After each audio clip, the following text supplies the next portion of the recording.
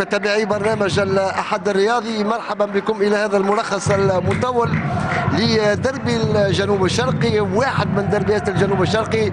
الترجي الرياضي الجرجيسي يستضيف في ملعب بن قردان مستقبل جابس، والتحكيم لمحمد أمين بن ناصر. عدد كبير من الجماهير تحولت من جرجيس لمتابعة هذه المباراة الهامة للفريقين هنا في ملعب بن قردان. انطلاق المباراة، مباراة الجارين، كرة في العمق لصالح الترجي الرياضي الجرجيسي، تتوزع خطيرة، كرة، هدف. الهدف الأول لصالح الترجي الجرجيسي عن طريق جاك بيسا، هدف جميل، كرة في القائم الثاني، غلطة الحارس نديم بن ثابت، أو نشاهدوا الإعادة لهدف جاك بيسا.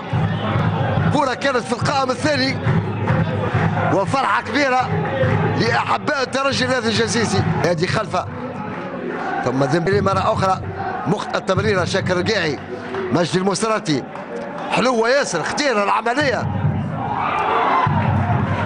وكادت تكلف الترجي الجرجيس، كادت تكون خطيرة.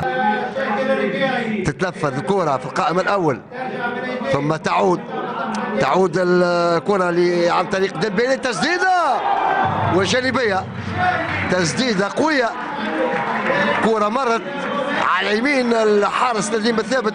التواصل بهذه الأسبقية، هدف جاك بيسان البنيني في الدقيقة 14 من هذا الشوط الأول. ثم تعود لأبناء مستقبل جابس، تتواصل العملية، يونس مسعود، باهي التحذير، خروج موفق لأشرف بكرين، وكرة رعاثة خطيرة العملية، كادت تأتي بهدف التعادل.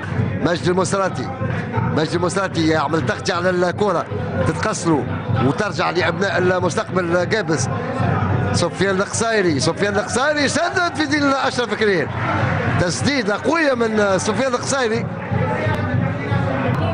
مجدي المسراتي، تتواصل العملية لأبناء جرجيس، باهي التمويه، تسديدة، هدف ثاني. هدف ثاني، لا يقول الحكم المساعد الأول، لا يقول الكرة ما تجاوزتش الخط النهائي للمرمى. شاهدوا الإعادة للعملية، أبناء جرجيس طالبوا بهدف ثاني، الحكم المساعد الأول يقول الكرة ما تجاوزتش الخط النهائي المرمى، ويلغي الهدف إن صح التعبير. كرة طويلة في اتجاه شاكر القاعي، عودة قوية لأبناء جرجيس، الهدف الثاني. الهدف الثاني لصالح الترجي الرياضي الجرجيسي، ثنائية لجاك بيسان، ثنائية للبنيني، جاك بيسان في الدقيقة 45. واعلان الحكم محمد امين بن ناصر نهايه الشوط الاول من هذا اللقاء بتقدم ترجي جرجيس على المستقبل الذي بجابس 2 مقابل شيء، ثنائيه لجاك بيسان في الدقيقتين 14 و45، وفرحه العكاره على المدارج تتواصل. كره ثابته في توقيت 10 دقائق، حسام التبوبي ينفذ، هدف. كرة ثابتة ناجحة على يسار أشرف بكرين. شوفوا الإعادة، كرة غلطة أشرف كرير رغم محاولة هذا الحارس الممتاز وليد بن منصور، يلعب مع يونس مسعود أو فادي الهميزي، ومخالفة لصالح المستقبل الذي بكبس. التنفيذ من حسام التبوبي، ممتاز أشرف بكرير في التصدي، كاد يكون الهدف الثاني بنفس الكيفية تقريبا من حسام التبوبي.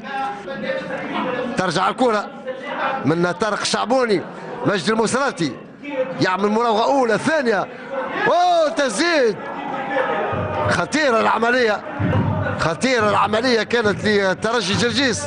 ترجع من جديد لترجي جرجيس، مروان تريثر سريع، يعمل مراوغة أولى ثانية، حلو التحذير لجاك بيسان، 1-2، وهدف ثالث يضيع، هدف ثالث يضيع، مجهود فني وبدني من مروان تريتر، يعمل 1-2 مع جاك بيسان، كاد يكون الهدف الثالث لصالح ترجي الجرجيس. 4 دقائق وقت بدل ضاع في هذا اللقاء الحماسي والمشوق. ترجع الكرة من جديد في اتجاه زياد العنري.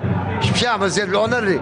اختير العملية شاكر الرقاي، ممتازة التسديدة وممتاز تصدي نجيب مثابت.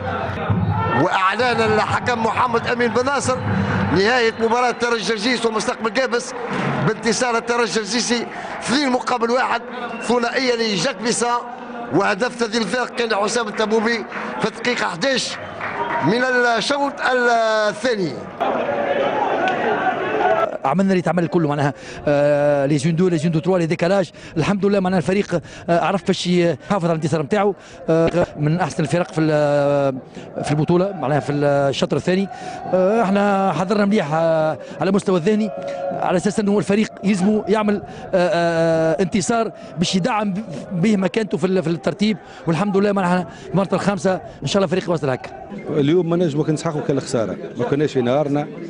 الاولاد كانوا معناتها فيزيكمون تعبوا فما ماراثون تاع مباريات اثر فينا اليوم. يظل جرجيس يستحق الانتصار تاعو، مبروك عليه، واحنا مطالبين باش نخدموا على روحنا في المستقبل.